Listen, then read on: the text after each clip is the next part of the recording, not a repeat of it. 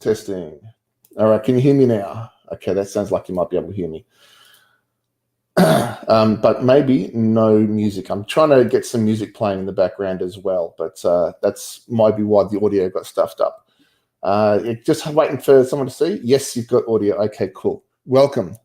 My name's Neil. I was hoping tonight to do some astrophotography, some just off-the-cuff live photographs of the night sky. The forecast for the sky was pretty good, and the afternoon was looking all right. But as you can see from these web pages here that I've embedded in the screen, then it's not so good. So what we can do instead is we can have a chill out, keep our fingers crossed in case that the clouds might get clear. But if they don't, then we can just hang out. We can talk about astronomy. I can maybe show you some of my astro photos that I've taken before. Yeah, we can just go for a little while instead. Yeah, sorry about the audio issues right at the start. I've been working today to try and configure things to give me a bit more flexibility with my streaming. One of the things I wanted to do was to be able to mix audio into the background, so I have some music playing.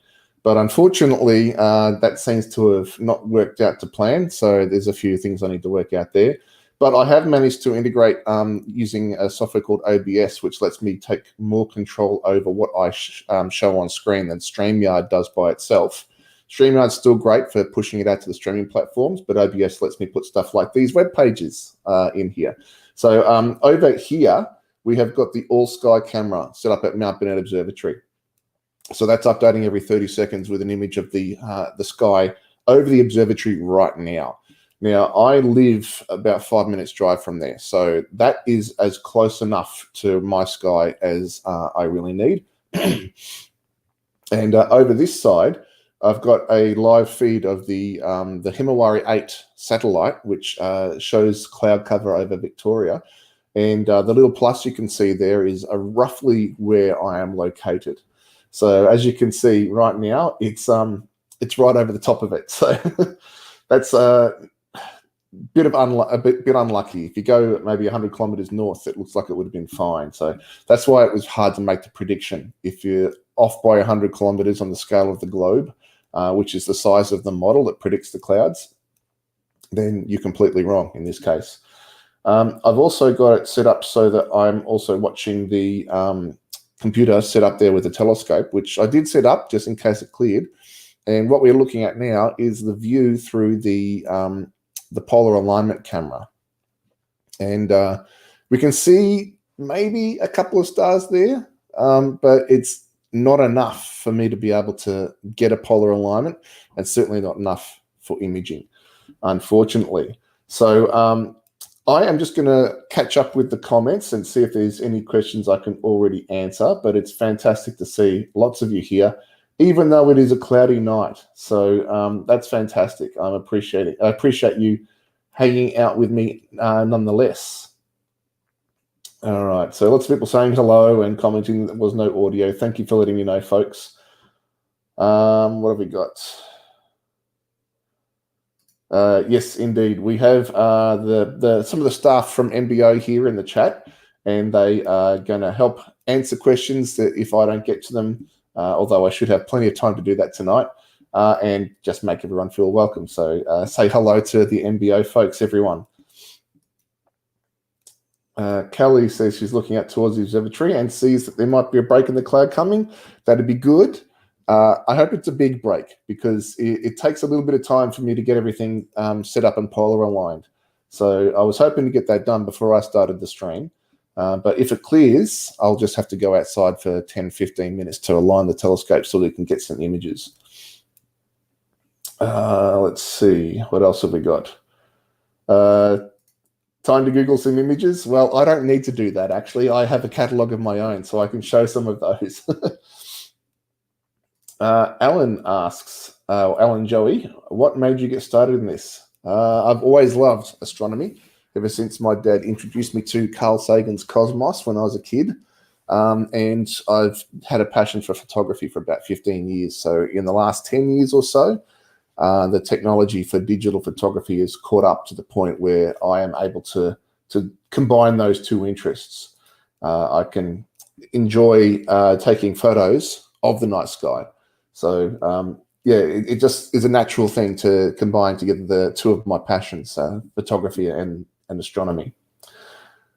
Sarah asks, can you tell us about your cameras? I have a few. What we're looking at right now, actually, if I go back over to the imaging one, what we're looking at right now, this is probably my smallest and least often used camera. It's specifically designed for aligning the telescope. So that's its one and only job. But I also shoot with two different astrophotography specific cameras made by a company called ZWO, and they're both the ASI 1600 model, and one is the color version and one is the mono version. That means it has no color filters built into the chip.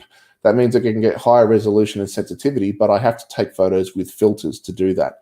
The color version is great for objects that move fast, like comets, or on nights when I don't have a lot of time to get a lot of different filtered images, or if I'm doing outreach like this and I want to get a color image straight away without having to do any additional processing. I also, however, shoot with digital SLR, and I have two Canon 5Ds, a Mark III and a Mark IV, and I use those primarily. This webcam I'm looking at right now is my 5D3. So yeah, that's one of the advantages of being a professional photographer. You get some pretty cool gear to play with. Adam rightly points out that I'm using cloud-free night for the cloud watching. If I turn off Adam's comment, you'll be able to see I put the URL on the screen there for you to have a look at. Let's see, what else have we got? Kelly says you'd love to see some of my catalog. Yeah, let's do that. I'm going to load up my astrophotography gallery, and we can have a look at some of those, and I will share that once I've got into it.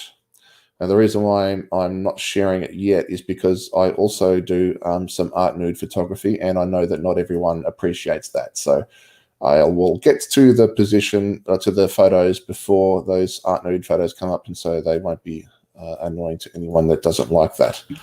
All right, so let me add to OBS, a web browser window.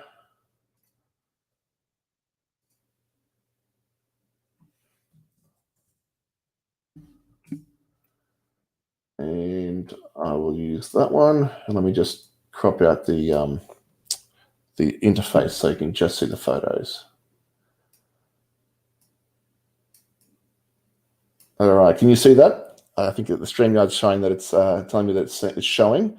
So this is my most recent photo. This is, well, who can guess what this is? This is the moon. I took this with one of my Astro cameras. I think it might have been the mono camera. This is as big as I can get the moon on my telescope. My scope has designed better for wide field of view images. So things like nebulae and larger clusters of stars. And the moon, while big in the sky, is not big enough to fill my entire field of view at that scale. So this is as close as I can get in a single image. I can zoom in on the image a little bit, of course, which you can see there. But you can still capture quite a bit of detail. If you wanted to get close-up images of the moon, however, just, say catch up details just in here, for example, then you need slightly different equipment because you need to get in closer and have higher resolution imaging of finer details. This is a photo I actually took quite a while ago, but I've uploaded it recently to demonstrate some of the stuff that new folks might want to know about getting into astrophotography. This is this is a 10-second photo taken with the Canon 5D3 and a 50mm f1.8 lens. So if you know much about photography, that is what that's the settings for it. The idea is to say that to get amazing photos of the night sky, you don't need a telescope and you don't even need to track the stars. So a 50mm lens at f1.8 will let you get in a bit close, zoom in a little bit, and it'll let you get a photo within 10 seconds so that you don't get star trails. The main problem, however, with a 50mm f1.8, especially the cheaper one, which I often recommend as the first astrophotography lens, is that in the corners of the frame, it gets a bit smeared. The stars don't look like stars.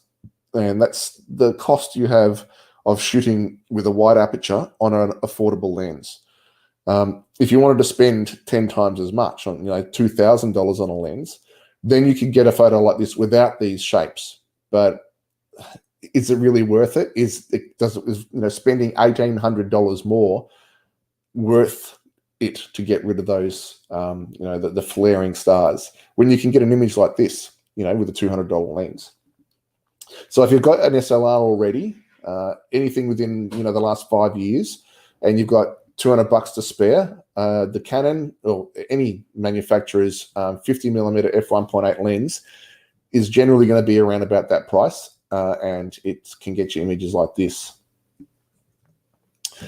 This is my most recent deep sky object that I photographed. This is called the Sombrero Galaxy.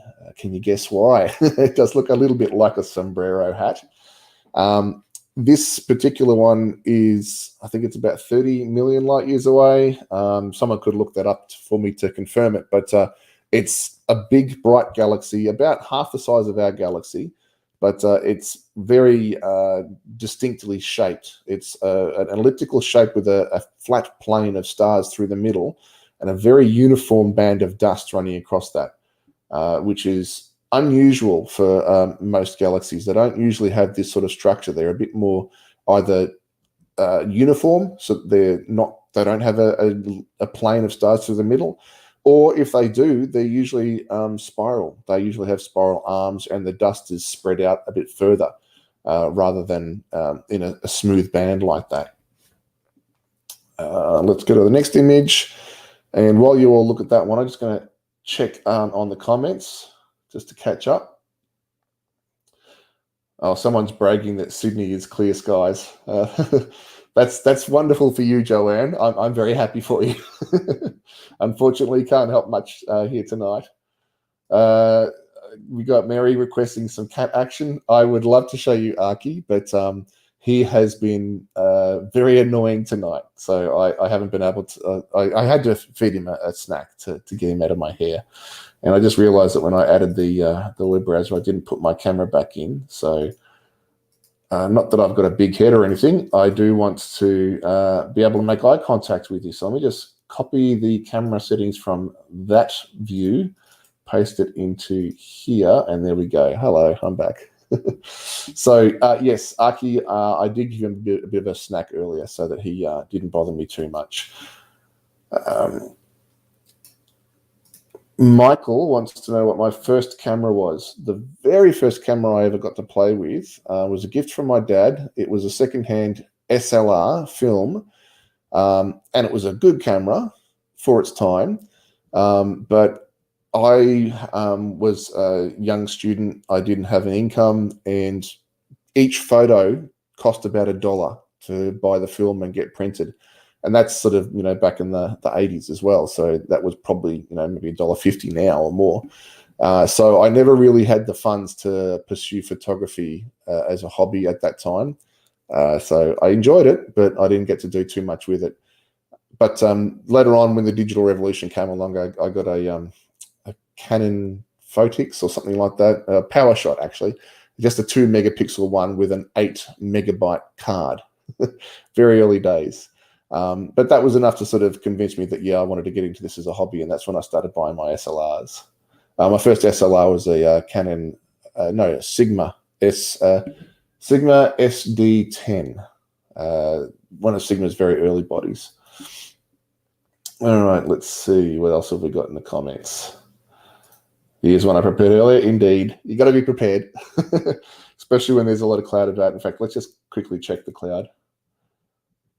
Yeah, still just at the edge of that big blob of cloud there. Unless we get a northerly wind, I'm not sure we're going to have much change. And yeah, this is absolutely the sympathy. I've got a sympathetic view for that point. Definitely want to head up to the observatory. Well, admittedly, I was up to the observatory last weekend doing working bee stuff, but it's not quite the same. I want to get my scope out there and observe with friends. And yes, the online stuff has been fantastic for us.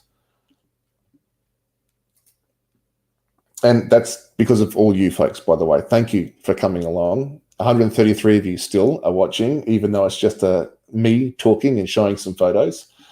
I appreciate you all hanging out with us, even though the clouds have put the kibosh on the plans that I'd had for tonight. Okay, let's see what else we got. Jack would like to know, do I have a favorite thing to take in the night sky? I do. Let me just go away from the thing for a moment, and I'll scroll down to find the image that I want to show you. And that way I can sort of reveal it when I find it. There it is. This one. This one is the mighty Orion Nebula, also known as Messier 42. It is an absolutely stunning nebula. It's just barely visible to the naked eye, and it's just got so much beautiful color, so much interesting structure. It's easy to see in even a pair of binoculars. An 8-inch Dobsonian telescope would be ideal. It's easy to shoot. Well, actually, it's challenged to shoot because it's very, very bright in the center and very, very faint around the edge. So can you see my cursor? Yes, you can. So in here, in this area, that is very bright. And so it's very easy to overexpose that. You might just be able to see in there, there's a little group of 4 stars. That's called the trapezium. And my photo doesn't do them justice because they're actually brighter than that, but I've had to dull it down to make them not overexposed. They look amazing in a telescope. But this area is really bright, whereas this stuff out here is really faint. And so it's a challenge to get it all exposed nicely in the same photo. But it's also easy to get a shot of this because it's such a bright nebula. If you don't want to really go for all the faint stuff, you can still get a really beautiful shot really easily and quickly because it's so bright. So yeah, M42 would probably be my favorite. I try and shoot it each year that it comes around again, and it'll be coming around again soon because it's a summer object. Let's see. Oh, we've got lots of comments. I'm losing track of where I'm up to.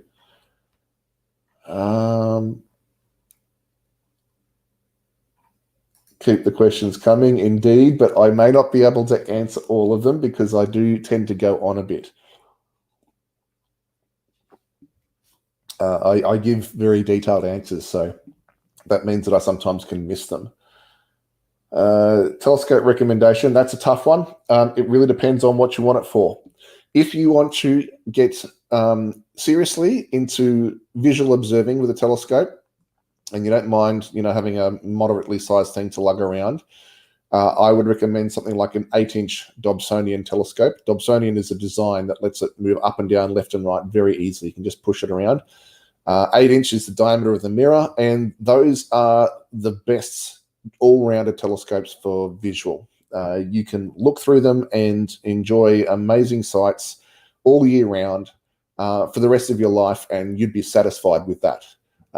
Or most people would. Some people get bitten by the bug and want to get bigger and bigger telescopes. One like that would cost between $600 and $800. It's well worth the investment. It will last a lifetime if you care for it. If you want to do astrophotography, however, a telescope like that would be good, but it has to be on a mount. You can't take photos without tracking the stars, and a Dobsonian design doesn't track. So you'd be looking at something closer to around about $3,000 to $5,000 for that, because you want to have a few extra things like a really sturdy mount, plus adapters for the camera, batteries, all that sort of stuff. So to get started in astrophotography, you're looking at a bit more, although I got lucky and bought a kit secondhand from someone who had to sell their kit, and I got that all for $1,800. So that was the mount, the telescope, and a few extra bits and pieces. And that let me get started. So that's, in a nutshell, the recommendations, getting started in astrophotography and visual if you want to buy a telescope. But my advice for anyone getting started in astrophotography first is to use a digital SLR and a tripod. That eliminates so many of the complexities of tracking the stars with a telescope It's much more affordable. You can use it for the daytime photos as well. It's also much more portable, and you learn a lot of the skills, and you'll still be able to take great photos along the way. And if you decide, yeah, I'm really into this, then you can shell out the money for something bigger. Let's see.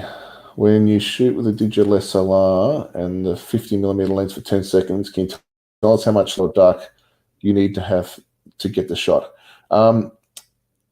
You'll be able to get a shot with those settings just about anywhere in the night sky, but the most interesting stuff is where it's brighter, around the Milky Way, for example. The key is to get away from light pollution, so get away from the city and the suburbs, go out to the country as far as you can. That will make much more of a difference than anything else, even having different settings.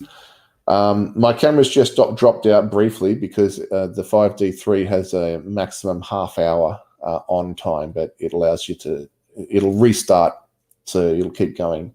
So I'll just disappear every half hour for a couple of seconds. Do I still use film, or are you all digital? Ever developed your own photos? I never really used film. I maybe shot 4 or 5 rolls on that old SLR, and I've shot maybe 2 or 3 rolls on a medium format of my dad's more recently, but I've never really been into film photography. Digital has been me the whole way, and I've never developed my own film. So some folks would say that doesn't make me a real photographer, but there's just different ways of making photos. Mamoshi, welcome as a member. Thank you very much. We do look forward to having you up at the observatory, hopefully sooner rather than later now. I can't promise it'll be before the end of the year, but absolutely, I'm sure it'll be in the first half of next year that you'll be able to come up.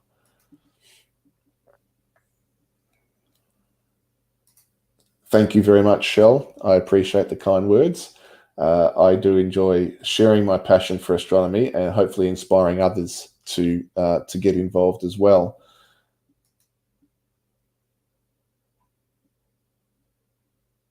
I really wish I'd been able to get that music to work, because that'd mean that these awkward silences while I'm reading your messages wouldn't be quite so awkward. All right, I might put another image up on screen just while we're waiting. Or while you're waiting. So this one is a favorite of mine. This was one I took for a competition. It's the theme for the year of the competition was called Memories of Apollo, because it was in the 50th anniversary of the Apollo lunar landing. And the concept I had was the generation that went to the moon hands it down to the one that will return. And the guy on the left is my dad, and the girl on the right is my niece.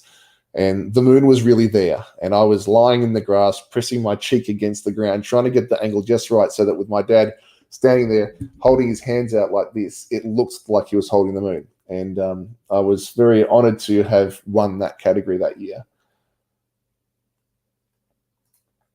Thank you very much, Anna. Really appreciate that. It's nice to be recognized.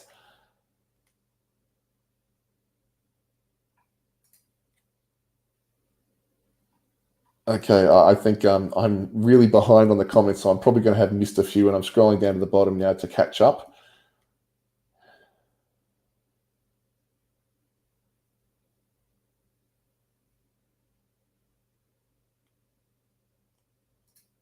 Is Pluto still a planet or a star? Pluto is neither. Pluto was once a planet. However, it has been reclassified as a subcategory called a dwarf planet, along with other objects that are further out. The reason being is that Pluto doesn't fit many of the definitions of what we would call a planet. There are 4 moons in the solar system that are bigger than Pluto. It doesn't follow a standard orbit. It sometimes is closer to the sun than Neptune, and sometimes it's further away. There's a lot of other, scientific techie reasons why Pluto doesn't fit into the same box as all the other planets. So I support the decision that the International Astronomical Union made to reclassify it. But for some folks, they prefer to keep it in their mind as being a planet, because that's how they were taught and that's how they remember it. And that's fine, but science doesn't agree with you. So what else we got? Harry, interesting and fantastic suggestion, comment. Do I have any images of the emu in the Milky Way? It would fit the NAIDOC celebration. I do. Let's see if I can find it.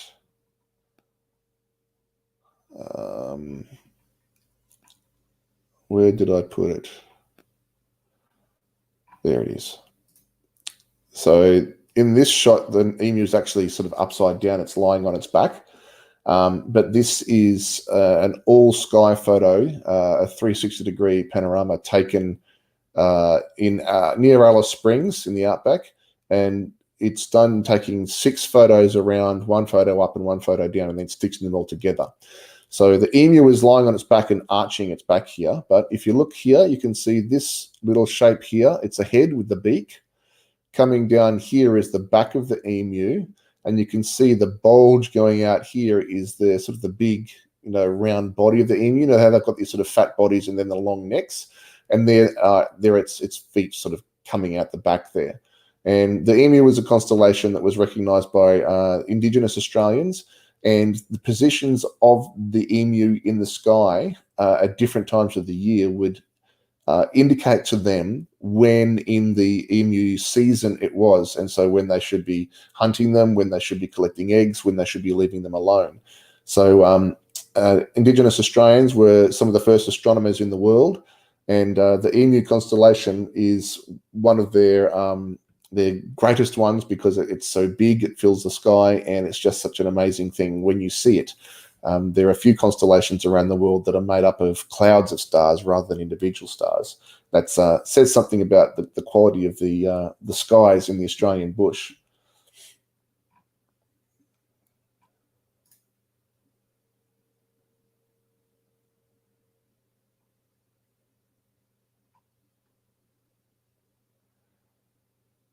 I've had lots of wonderful feedback from folks commenting on my picture with my dad. Thank you very much. Both my dad and my niece love that photo. They feel proud to have been part of it, and it's also great that it's all family. So family means a lot to me, and I'm very fortunate to have a great relationship with all of my family. Yes, that's the comment from Heike. She was there the night that the awards were announced. Heike, Saskia, and I were all MBO folks. Did a road trip up to Parkes, the telescope in New South Wales, which is where the David Malin Awards are announced annually. And because I was shortlisted, I was invited to attend. And there was no way I was going to miss that because it was the 50th anniversary, and Parkes played a pivotal role in the lunar landing, transmitting some of the first images from the moon. And so there was a big festival to celebrate Parkes' involvement. And it was just the most amazing experience to be there with 2 of my best friends, to win an award with one of my favorite photos, and be involved in a historical event at one of the most iconic scientific locations in the world. It was just hard to top, just an amazing experience.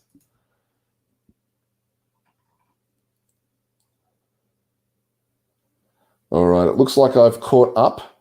So let's see how the clouds are looking at the moment. No better. Let's see if I can see anything from my polar alignment camera. And, well, we can see clouds moving through, but I don't think there's going to be any stars in there. So let's perhaps look at a few more photos. So where were we up to? Let's go here. So those of you who haven't been up to Mount Bennett Observatory before, this is what the skies can look like up there with a camera. Now, you won't see this, obviously, with the naked eye. The camera can reveal a lot more detail than the naked eye can. Excuse me. So that is not what you can see when you go up there yourself. However, a lot of the stars that are there you can see, and the Milky Way you can definitely see. It's black and white, and it's a lot fainter than this, but it's far more impressive than you'd see it from anywhere else in Melbourne.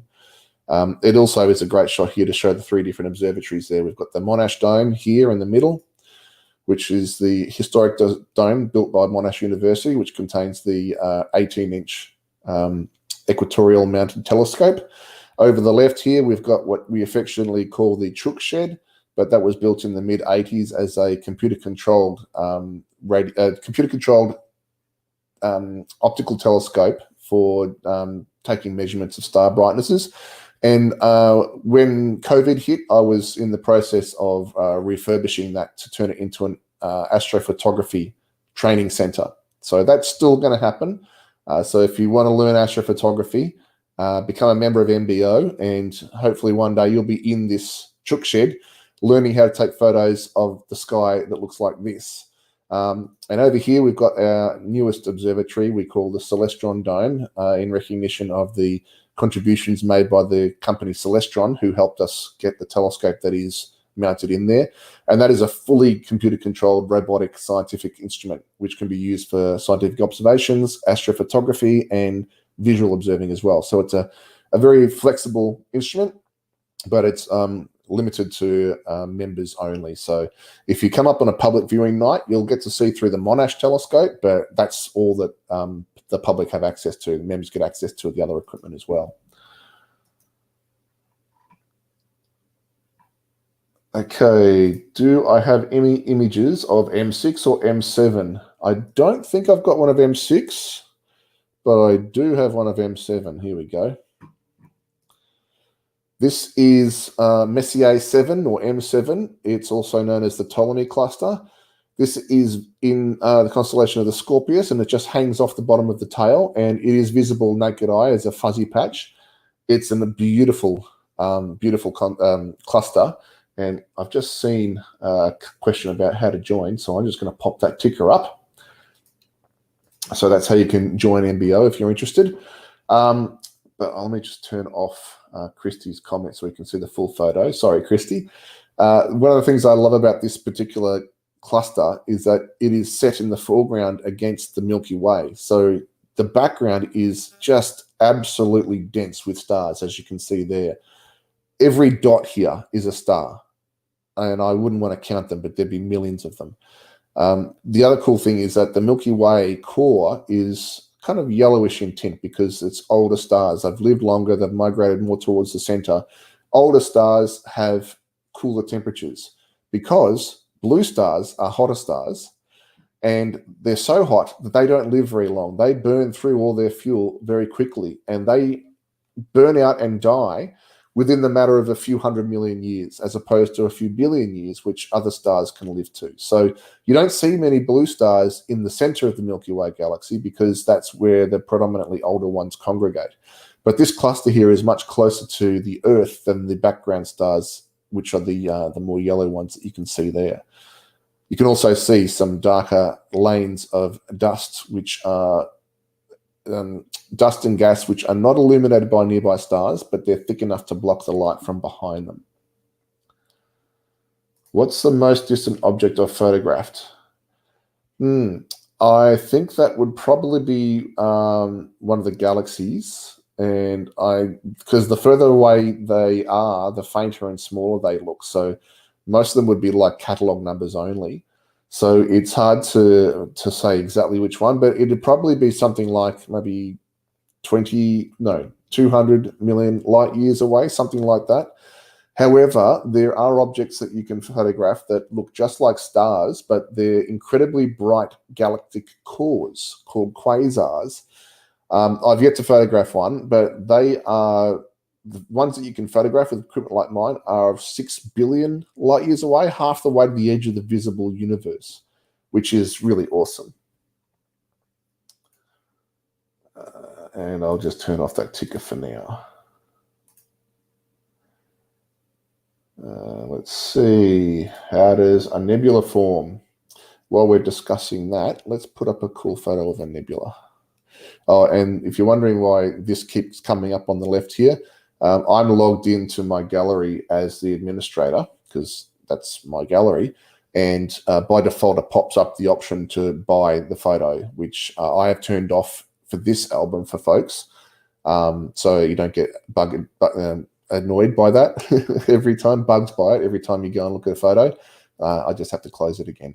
Incidentally, if any of you want to buy any prints of these photos, I do have a print store on my gallery, but I don't have many astro photos in there yet. I need to go through and make sure that they're processed and cleaned up to look the best they can with, you know, my latest skills, and they're sufficient resolution for printing. But if there are any photos that you've seen that you would love to get a print of, send me a message. The easiest way to do that would be to send me an email. My email address is neil@neilcreek.com. Let me just create a quick banner for that so that you can see it.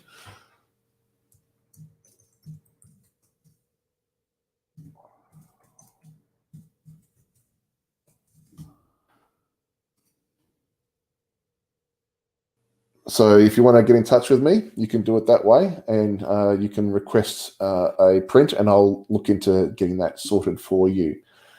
So the question is, how are nebulae formed? Well, there are a number of different ways. The universe, when it was created, was just gas and dust. Gas at first, then dust as the atoms came together. Eventually, a lot of that stuff got attracted together and became stars, and those stars attracted to each other and became galaxies. But that dust was never all completely consumed. So there's a lot of it still out there floating around between the stars, waiting to be absorbed into stars or become new stars. However, a lot of the gas and dust out there is from the leftovers of explosions of old dead stars. So the vast majority of stars, when they die, they will explode either in a gentle puff pushing out their atmosphere like our sun will do, or in a violent explosion called a supernova, which sends shockwaves across the galaxy. Either of those types of star deaths can cause the dust or the material that they're made of to get redistributed back into space and start the cycle of nebula formation and star birth again. And Heike has just put out a bit more detailed information about becoming a member and why it's wonderful to join us. Indeed, we are a friendly group of people who are very passionate about astronomy, and we love what we do. Alan asks, what is the oldest galaxy we have? I'm assuming you mean we know. The furthest galaxy we've ever observed is about 13.5 or 13.2 billion light years away. That means that it's at least 13.2 billion light years old, because that's how long it took the light to get to us. So it's been around for that long, or at least it was there then.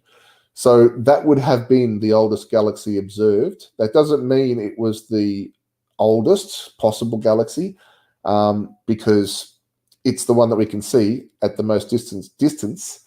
So it's probably the brightest galaxy in that area at that time. So there may have been other ones around there that were fainter than that. Or it could have been one of the very first generation of the first few galaxies that were ever formed. So around 13 billion years old is about the age of the oldest galaxies, which is mind-blowing, really.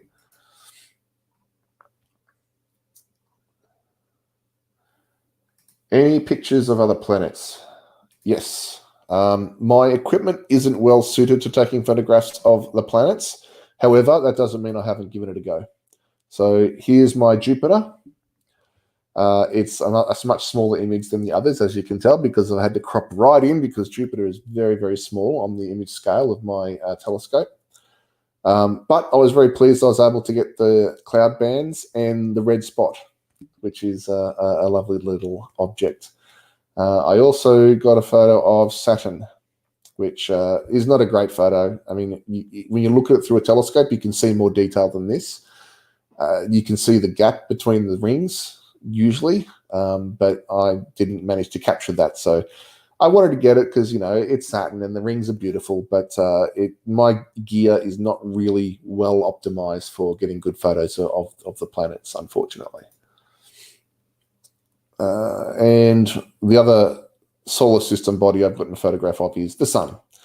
This was taken about 8 years ago when there were sunspots around. The sun goes through a period of activity where every 12 years or so, the number of sunspots increases, and then in every alternate 6 year between them, they disappear. It dips down into a low activity period, and we're in that period at the moment, right just past the bottom of that. So over time, we'll start to see a few more sunspots, but it won't be for another 5 years or so until we start to see a greater activity.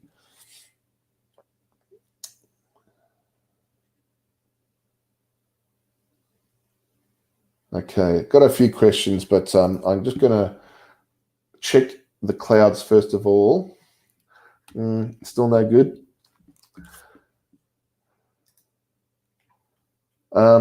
And rather than answering the questions for now, I think I might just for a bit continue through a slideshow of photos just to show you a variety of stuff rather than sticking on the same things for a bit too long.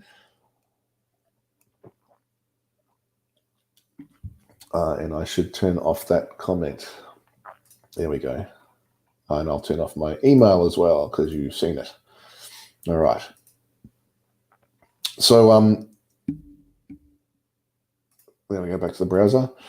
This is a photograph of what is called the, well, colloquially called the Statue of Liberty Nebula. You can see here's the platform she's standing on.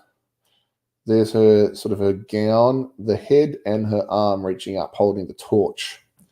I kind of like that name. I think it's, you know, reasonably apt given that it's just a nebula. I've seen nebulae that look a lot less like they're named, kind of what they're named for.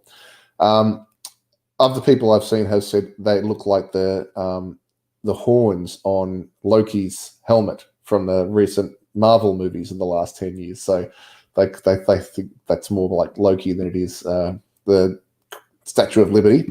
However, the interesting thing about this photo is it was taken with my mono camera, but it's a color image. So how does that work? Well, I use filters to separate out the wavelengths of light coming from different types of nebulae, different emissions, or different types of gases, I should say, hydrogen, oxygen, and sulfur in particular. And because hydrogen, sulfur, and oxygen don't specifically glow in red, green, and blue, which is what I need to make a color image, then I assigned those gases to those colors. And so this is a false color image, but the colors show the distribution of the different gases. I can't remember which colors I assigned to which gases in this one, so I can't really explain that any further. I'm sorry.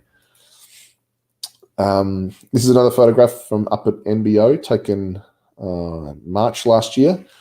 And this is showing some of the fun stuff I've been playing around with up there in recent times. Let me just turn off my SLR camera there so you can see it better. This is the Observatory Dome on the right. And I had some fun mounting a projector onto the log cabin, which is off to the left, and projecting some of my astrophotography onto the dome because it's a big white surface. It's, you know, like a screen. I couldn't resist it.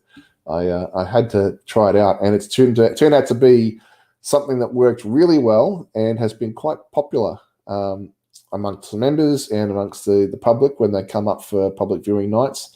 I have it set up before people go out and do the viewing when it's dusk, just before it's dark enough, and often at the end of the night when people are all getting ready to leave. The kids love it. They love playing around in the light from the projector and watching their shadows projected onto the dome. So that's lots of fun. Just checking comments.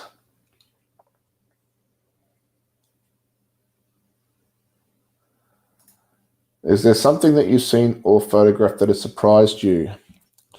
That's a tough question to answer. I know quite a lot about space and the night sky, so I'm not often surprised in that I see something I didn't expect, but I'm often amazed seeing things that are just so cool and knowing that I've taken a photograph of them. I love that feeling. Some things like bright meteors, they're always a surprise because you always hope for them, but you never expect them. And I've seen a few of those over the years.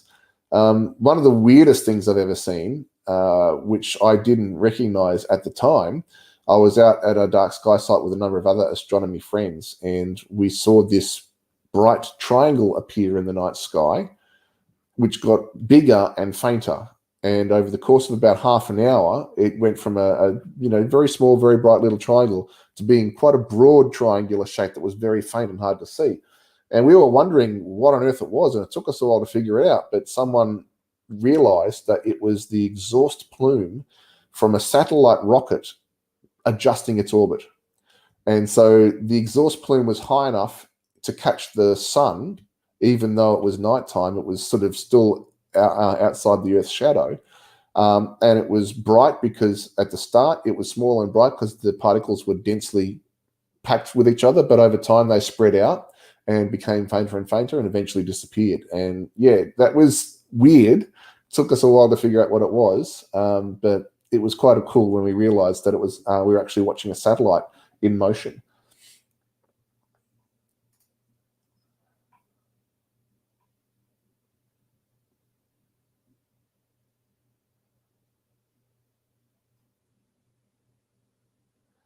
Okay, so we've got lots of people saying that they would love to come up and visit, and we would love you to come up and visit, but we just can't say at the moment. We are in a bit of an unusual situation in that we're classed both as an outdoor entertainment venue and as a museum because we have indoor stuff and outdoor stuff. And those two different categories are subject to different restrictions. And so it's we'd be able to go up there sooner to do outdoor stuff than we would be to be able to do indoor stuff. But the problem is, if we can't do indoor stuff, then we can't go and look through the observatory, through the telescopes. We can't go inside to get ourselves a cup of tea and a biscuit, or at least maybe only 2 or 3 people at a time. It's just difficult to do. So we're hoping that everyone continues to do the right thing, continues to wear their mask, wash their hands, stay home if they don't have to go out, and just be sensible so that we can keep the numbers down for as long as possible, so it becomes an easier case to make to have the restrictions lifted. We're probably always, at least until a vaccine is widespread, we're going to always have to be careful. But we're hoping that at least for members in the next couple of months, maybe we might be able to get up there and do some outdoor stuff like observing nights and limited indoor access. But it would be wonderful when we can open up to the public again and have full members nights with a packed room as we've had in the past, full of people watching a presenter giving a talk. Oh, and incidentally, we're working towards making it that we will be able to have the members' nights streamed online even after restrictions are lifted. So we'd like to be able to make it so that our guest speakers can be watched by folks who can't make it or aren't local and are members. So if you are interested in becoming a member and you don't live near us, that's something to consider. It might still be worth becoming a member for that sort of thing. Let's have a look at the next photo on my list here. This is similar to the Statue of Liberty Nebula in that it is a false color image. Just had another question about how to become a member, so we'll put that banner back up. This is an area of the sky called the Itacarina Nebula, taken with narrowband filters. So it's a false color image, but the colors show the distribution of different elements. And I'm really pleased with this one because I managed to get a lot of detail in this shot. As you can see, I can zoom right in and see lots of little structures here. Those are little bits of dense gas and nebulosity that are on this side of the nebula, and so it blocks the light from coming through beyond it. This little one here is probably a protostar. Remember how I said earlier that the gas and dust comes together and forms a star? Well, that's there in the process of happening. So there's a lot of that sort of stuff going on throughout the universe in nebulae like this, and it's really fantastic to be able to capture this much detail. Like this one here, I just love this sort of river of darkness going through, but you can see that there's a haze over it where there's more gas between us and it. So there's gas that's lit, then gas that's dark, and then gas beyond that that's lit, which is being blocked by the dark gas. It's just cool that there's so much depth to it that you can see when you understand what's going on that you'd never realize if you didn't know that.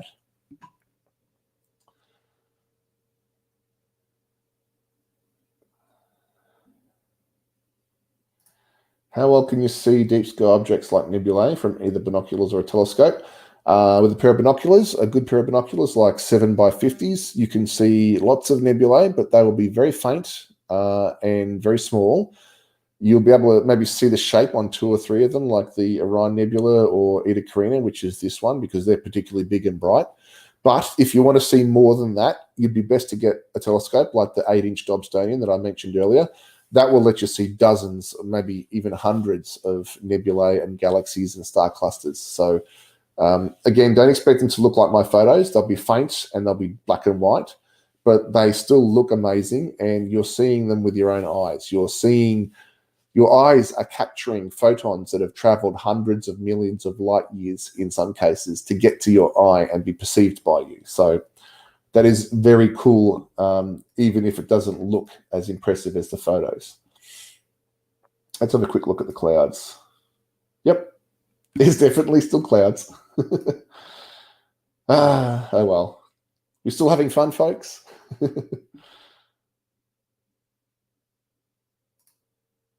And I'm just going to give my voice a rest, actually, because I've been talking a lot for a bit. And what I'm going to do is I'm going to play a short video, which is a tour of my telescope that I put together a while back. It sort of shows my equipment and how it's all put together. But I may need to change the audio on this. Actually, I had to upload it. If I've uploaded it, then I can play it through Chrome. This is just my YouTube interface here. And if I play it through Chrome, then I believe that StreamYard will play the audio. So let me go to Chrome, share audio. All right. I don't know if you can still hear me or not, but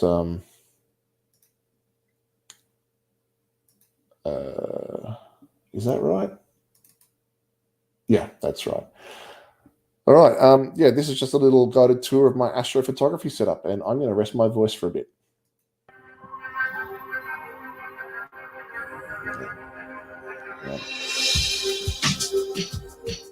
G'day. I've got my telescope set up tonight at Mount Burnett Observatory, and I thought that after all these years of running it and showing you the photos, you might like to actually see what the setup is. Have you got audio there, folks? What's involved and all the different bits and pieces. So I thought I'd take you on a brief walkthrough. So here I am set up next to my car. I carry everything in the back. It all fits nicely when it's packed down. So we've got the basic, most important part here, the telescope itself. That's the big black tube running down the center. And this is a reflecting telescope. So if you look down the length of the tube, you'll see at the bottom. Oh, I just realized you can probably still hear me coughing. And let me turn off my mic. You can see another mirror on sort of cross legs.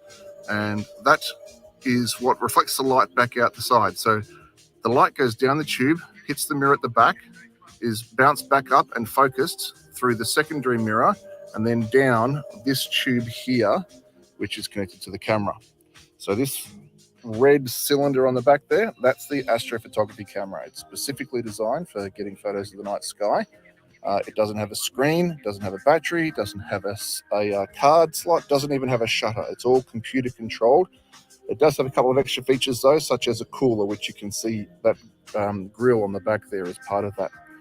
Now, following the camera up the train here, we've got this disc thing here, the EFW, that's short for electronic filter wheel. And inside that, there's 7 different colored filters. So the camera is a mono camera. It only shoots in black and white. So in order to get color images, I need to shoot through filters. And that may sound like a bit of a pain, but in doing so, I can get higher resolution, I can get more sensitivity, and it also means I can use specialized filters which pick out the colors of wavelengths of light that are specifically associated with different elements glowing, like hydrogen, oxygen, and sulfur. So that'll let me get some pretty interesting images. Now, the camera is plugged in by USB to a USB port, which I have nestled in here between the telescope and its plate that attaches to the mount. And I'll come back to that, but that all goes back to my computer. There also is a power for the cooling unit, which is currently not connected. I've got it plugged in the back of the telescope right now, which is running a little fan, and that will help stabilize the internal temperature within inside the telescope, because I've had it in my car boot for this afternoon and it's gotten a little bit hot. So once it gets dark enough to start imaging, I'll be taking that power cord and putting it into the cooler for the camera. So back to the camera, we'll follow up the optical chain. So in between here, in the camera there, between the camera, the electronic filter wheel, and then here and going inside the focusing tube is a special optic that helps keep everything as sharp as possible. The problem is that mirror telescopes like this do have a problem called coma. That means that the corners of the images don't stay sharp when the center is. So I have to run a special piece of glass in the middle of that in order to correct for it. Then we've got this blue piece of metal, which is kind of shiny and kind of attractive. That is the focusing knob, or the focuser itself. And on this side, we've got a manual hand-operated focusing knob, but I rarely touch that. On the other side, though, it's connected to a motor. And that motor is connected on the other side.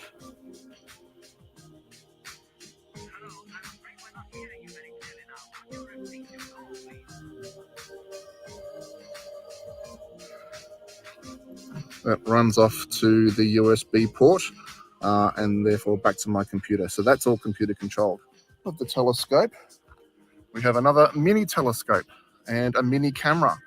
And this is a guide system, a guide scope. And what this does is it takes a sort of a live video stream of the same part of the sky that I'm imaging, but it picks out a single star and it follows that star throughout the entire time that I'm taking photos. So if the camera sees that the star is moving slowly, so it's drifting to the left or right or up or down, it sees that and it sends a information back to the computer, which then tells the telescope drive to compensate for that movement. And so it keeps the star in the right position. So I can get to about 1.5 pixels accuracy throughout an entire 4-hour sequence, which is pretty remarkable. So heading down the telescope, the black plate there that you can see, which is just above the USB, just below the USB port hub, that is the plate that mounts onto the telescope mount itself. So that's this thing here. It's sitting on some tripod legs, big beefy tripod, but the most important part is the mount, the drive itself. So this gets aligned when it gets dark enough with the south celestial pole, so that when the telescope rotates, it sort of rotates around this axis. You can see that going up and down here. It rotates around this way. And that means that I can follow the movement of the stars throughout the night without having to worry about keeping track in 2 directions. It'll just track in one.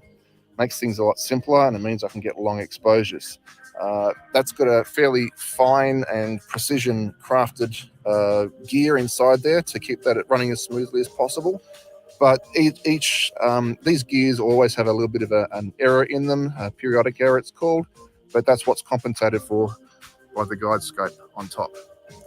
Now on the front here, I've got another little camera. So there's the 3rd camera on this setup. And this is strictly for nothing else but aligning the telescope to the celestial pole. I have to get that as accurately as possible so that it can track the stars as accurately as possible without there being any drift throughout the exposure. So this camera replaces looking through an actual telescope, which is built into the mount of the telescope. If I take the back off here, you can see there's the eyepiece for it. And that's what I used to use to look up at the night sky beyond to try and align the telescope. But that is a tedious process, very difficult to do, and it's really hard to see the faint stars that we need to align on. So using this camera at the front here is a much easier and much more accurate way of doing that. Right down the bottom, I've got a huge battery, which is what I'm using to drive most of the equipment you've seen so far. The only thing I'm not running with the battery, although I could if I was remote, because this does output 240 volts, because I'm at a site that's powered, I can use a powered system. I'm using that to power the USB hub and my laptop. And the laptop controls everything. So if you look back on the back of the USB hub, you can see there's the power with the blue Velcro on it. And just next to that, that's the USB out. And that comes all the way around here and into the back of this box and connects to my computer. And the computer controls everything. So it takes all the information on the positions of the mount where the telescope's pointing, takes the data from the guide scope, from the polar alignment camera, and of course from the main camera itself. And I control everything from there, which means that it's pretty much once I've set it up and it's running correctly, I can just press a few buttons, start the image sequence, and take the photos all night long while I go inside and have a cuppa. So that's a basic rundown of the telescope system that I'm using. It's let me get a lot of cool images so far, and I'm hoping in the future it'll let me continue to get lots more. So I hope you found that interesting and you've got a better idea now of what it is I do on the cold and sometimes hot nights for hours on end. Thanks for watching. Give us your message, please.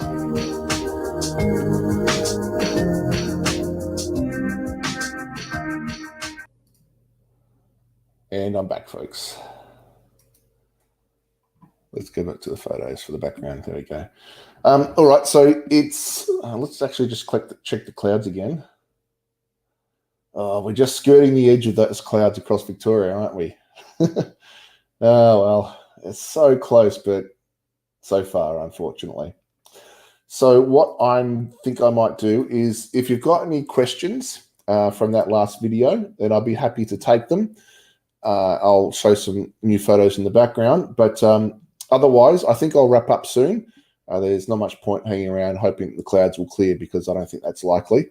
And so as much as I've enjoyed chatting with you folks tonight, I might go off and do something else. But let's have our last few questions if you have any. So just send them through. And in the background, I'll just pass on a few more photos. This is an object that I was hoping to image tonight. It's called the Itacarina Nebula. It's a false color mono image. It's not really that green, although it does look kind of green when you take it with certain cameras. That one we had a look at before. So Terry asks, what sort of investment is required for that setup? What you saw there is probably about $5,000 worth in total. So I paid $1,800 for the basic telescope and mount kit when I first got it secondhand.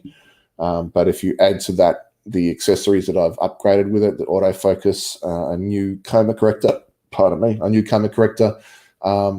a new camera, two new cameras actually, plus the polar alignment camera, it would have probably ended up costing about $5,000. So it's not cheap, but it's also not really something that it's completely out of reach. So it's not too bad.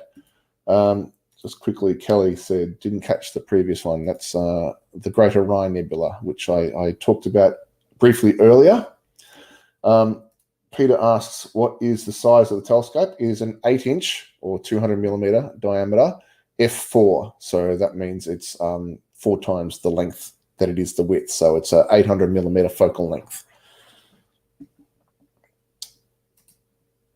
Let's see. That's our old Deep Sky section director, Braden, taking a photo of him before he jetted off to Sydney to move, where he is now working in the working to join the Australian space industry, which is great for him. It's a low resolution image. I'm not sure why that's in there like that, but that's star trails over MBO during a stargazing night. And that's the beautiful Pleiades, or the Seven Sisters. I'll leave that one on screen for a bit while I look at some other questions. What's been the most challenging object to capture? All of them.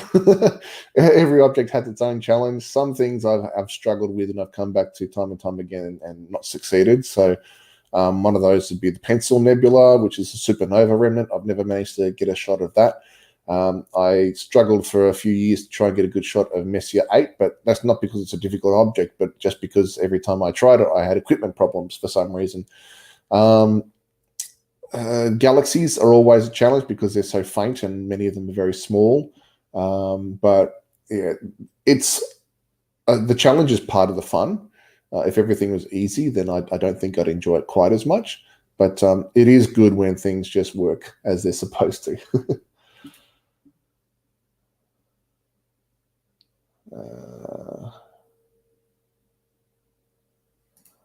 What is the PC in the plastic cube? I think you're referring to the autofocus motor driver. That's just an Arduino. It's just a small little thing. The plastic box is sealed with silicon, so it's weather sealed. But all it does is control the autofocuser. So, oh, you were talking about the laptop in the plastic box there. Yes. There is dew sometimes, often, but the laptop is in the box because the box covers it enough to keep the dew off it, especially when I flip the lid of the box over. That keeps the air inside the plastic box just warm enough because of the laptop to prevent the dew from forming on it. However, there's a lot of equipment, a lot of electrical equipment doesn't actually short out, at least not in my experience, from dew because the dew settles on the outside of it and it doesn't get inside to the electronic contacts. So I've been lucky so far, but generally because it's covered up, the laptop doesn't get much dew on it. Although I've seen photos of people who've had their laptops exposed overnight and the next morning they wake up to find them covered in ice crystals from frost. But they survived. So it's amazing how tough modern electronic equipment can be. Oh, that one you were referring to was Itacarina, which is this photo, Eta being the Greek letter, referring to alpha, beta, gamma, delta, and so on, each one being a star of that much brightness. So alpha is the brightest star in a constellation. The star here is called Itacarina, and it is the star that gives the nebula its name. So it's the Itacarina Nebula. That is a false color image of it. However, this is a true color image of the same object. It's flipped 180 degrees as well. So this little L shape you probably saw in the other one. That's what the colors actually would look like to the human eye.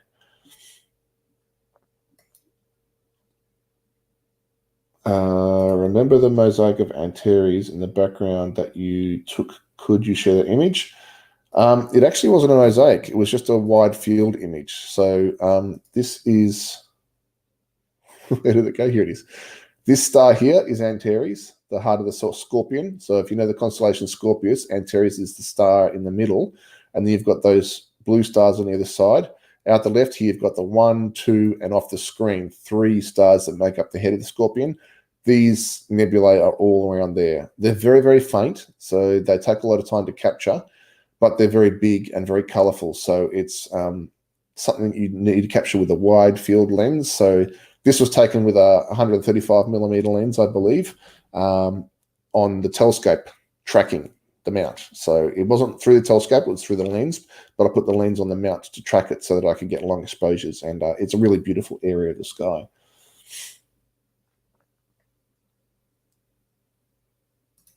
Linda, thank you very much. I'm thrilled that I have been your introduction to Mount Bennett's online content. I'm sure everyone else will tell you who has seen more of our stuff that we are becoming quite active online and doing lots of very cool stuff.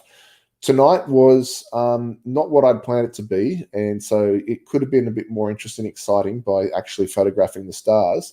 And we have a monthly live stream, which has got lots of different speakers talking about lots of different interesting stuff. So if you've enjoyed this, then you're going to love that. So I recommend liking our Facebook page. That way you will get notifications whenever any other streams go live. And so, yeah, if you like this, you'll love those. So thank you for stopping by. I'm glad you've enjoyed it.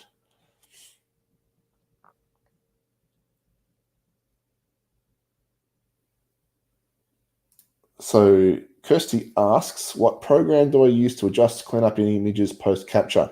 So all astrophotography needs some post-processing work. Cameras are designed for taking photographs in daylight, at least digital SLRs are, and so they're not going to do a good job with the data for a photo at night. So you need to play with it to get it to look right. For digital SLR astrophotography, I use Adobe Lightroom and Adobe Photoshop for processing those photos. If I'm going to be taking multiple photos and stacking them, that is, aligning them, joining them together, and using that to increase the brightness of the stars and the nebulae and reducing the noise, then I will either use Photoshop to stack them, but more efficient is to use dedicated stacking software, and the one I use is called PixInsight. It's not cheap. It's about $300 Australian, but it's very, very powerful, and it'll let me do all the stuff I want to do with my telescopic astrophotography. There is a free software that will do stacking called Deep Sky Stacker, but all it does is stack the images, and so you'll need to process them after that point. So you can take it into Photoshop or something else. High-end image processing is often hard to do free. So you might be wanting to end up paying for, the Adobe Suite or something like that. But I'm fortunate that as a professional photographer, I can justify the expense and actually claim it as a tax deduction. So all this stuff does help. And that's why I end up using that software also, because it gets the best results. Can I please display some photos of galaxies? Sure. Galaxies are tough little buggers to photograph. I've never really mastered the galaxy shot, but I've got some that are quite decent. This one is called M83, or the Southern Pinwheel. It's a beautiful galaxy. I didn't do it justice with this photo. I want to go back and try it again someday with the skills that I've learned since I took this, which was when 2017. But it's a pretty one, so that's not bad. This is another one which, again, the noise in the background is horrible. I really need to do better than that. But I was pleased that I managed to get the spiral structure of these arms all the way out here. This is what's known as a barred spiral galaxy. You can see that there's a sort of a bar that goes across the center from the nucleus, and then from the ends of those bars, the arms come off. Again, I'd like to try that one again sometime. And it's actually above the horizon at the moment, this time of year. So it's worth going back and having a look when the clouds clear.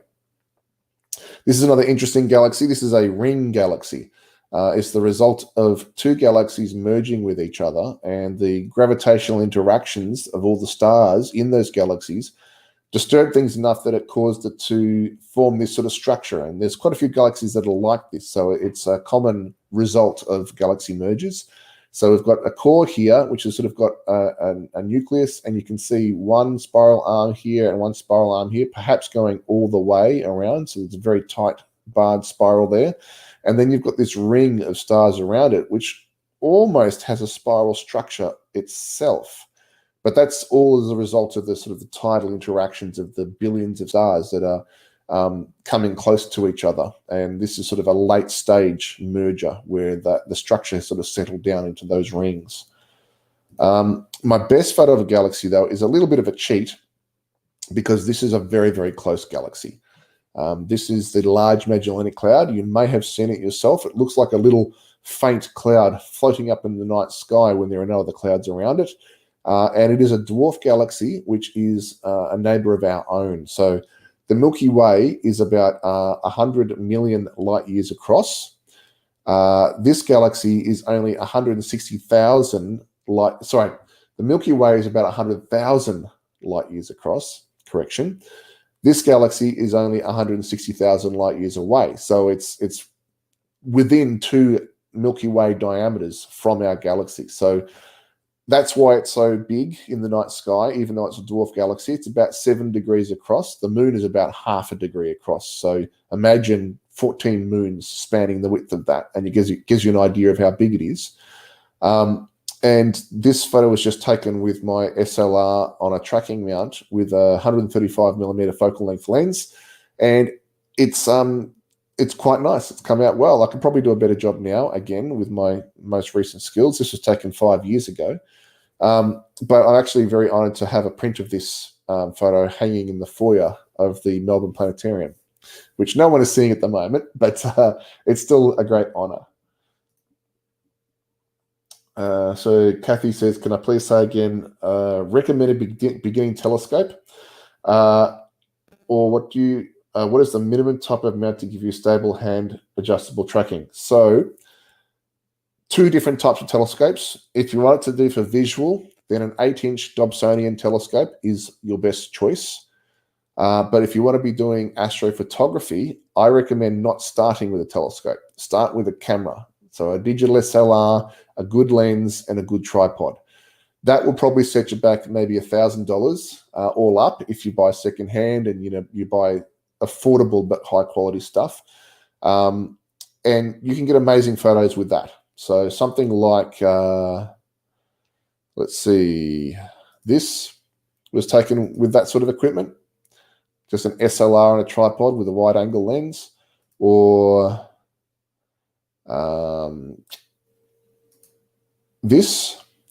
that's just a 10-second photo with a 50mm lens. And you can see the same problem with the smearing of the stars in the corners. Because it's a wide open lens, that's a cheap lens, it doesn't have great optical quality in the corners. But look how bright the Milky Way galaxy is. And you can see a nebula here as well. This lens is only $200.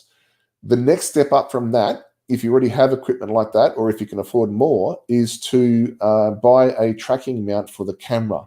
And that's something that goes between the tripod and the camera itself. And it functions like a telescope mount, but just for something as small as a camera. If you can get that set up and aligned correctly, then you can use longer focal length lenses with longer exposure times, and you don't get star trails. That also means then that you can take multiple photos of the same area and stack them to get more light and more information. And with that, you can get photos like this. So this is just a digital SLR, a 135mm focal length lens on a tracking mount. Probably about 20 minutes worth of photos, maybe 10 times 2 minute exposure times. And you can see a lot of stuff, a lot of stars, and a couple of nebulae here. I can even zoom in a little bit on this one. This here, it doesn't look much like it, but it's called the Prawn Nebula. This one, though, it looks more like what it's called. It's the cat's paw. So you can see the heel or the pad, the palm of the paw there, and then 1, 2, 3 little toes. That's a cute little nebula, and it's well named, and you can pick that up without a telescope, as you can all these millions of stars. This next photo, taken in a similar area of the sky, you got a nebula down here, which is almost out of the frame. That's the Lagoon Nebula. I didn't know that was there when I took it. Otherwise, I would have framed it to be more in the frame, but it was too faint to see through the telescope, so through the camera's viewfinder. But you can get photos like this with just an SLR, a good lens, a tripod, and a tracking mount. The tracking mount is about $500. But once you go past that, then you start to get into the more expensive equipment like this one here, which is my telescope, but this is the setup I had when I first got it. There's about $1,800 worth of equipment there, excluding the laptop. So I just plugged my digital SLR into the telescope itself and used the computer to control the guiding, which allows you to get longer exposures without the stars wobbling. And that was what I used to take my photo of this. So this is a photo I got with equipment that I spent $1,800 on. I was lucky to get it secondhand as a kit for $1,800. If I was to buy it all brand new, it would have been maybe $5,000. But it's still affordable. I can't really tell you what make and model for this one because it just happened to be the specifications that I wanted.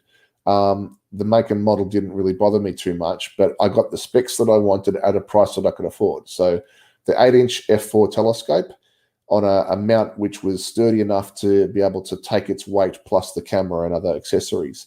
In my case, I'm using the NEQ6 or the HEQ6. I always forget, but I think it's the NEQ6 from Skywatcher. But it doesn't have to be that particular mount or that particular telescope. Anything that's sort of in that ballpark will be a good choice for you. All right.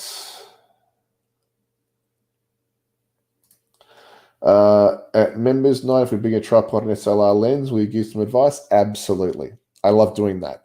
If I've got my own telescope there, I'll be setting it up and leaving it to run, and then I can give you the full attention. But once that's done, or if I don't have my telescope there, then I'm more than happy to help out. This is what it looks like after I've set up my telescope at MBO. That was taken at MBO, about half an hour worth of long exposure. if you gave me the coordinates, would you be able to show it to me? Possibly. A lot of the stars in that scheme are in the Northern Hemisphere, so that would be out of range for me. And I'd have to obviously have a clear night. Let me just check the clouds while we're here. Oh, we're so close to the edge, but I'm not willing to wait up for that, I don't think. But yes, possibly. Maybe if you want to post the question into the Mount Bennett Observatory Facebook group, then one of us there might be able to help you out. Angela, you are very welcome. And a lot of folks are also saying thank you. And I think I will, at this point, call it a night. For the 63 of you who are still here and who've stuck around, thank you very much. I really appreciate the company, and I'm grateful for you being interested enough to stay around that long. We will be doing more live streams in the future when the observatory is, when the skies are better. Sorry, I was just distracted there, loading up an image to leave on the screen while we finish up. When the skies improve, I want to do this again. Hopefully, I'll be able to get some stars next time. If you look back through the archive of live streams on the MBO Facebook page, you'll see the most recent one that I did prior to this. We did have success. It was a clear night, and the technical issues I had previously I'd worked out. So you can go and watch that one. And of course, next month we've got our next live stream coming up. So that's something to look forward to. We're currently discussing what theme we'll have for this one. The last one was sort of themed around Saturn. We're not sure what we'll do for the next one, but whatever it is, you can be sure that it'll be fun. I think that's all for tonight, but thank you very much for hanging around. I really appreciate it, and I look forward to seeing you again in the future, and I wish you all clear skies.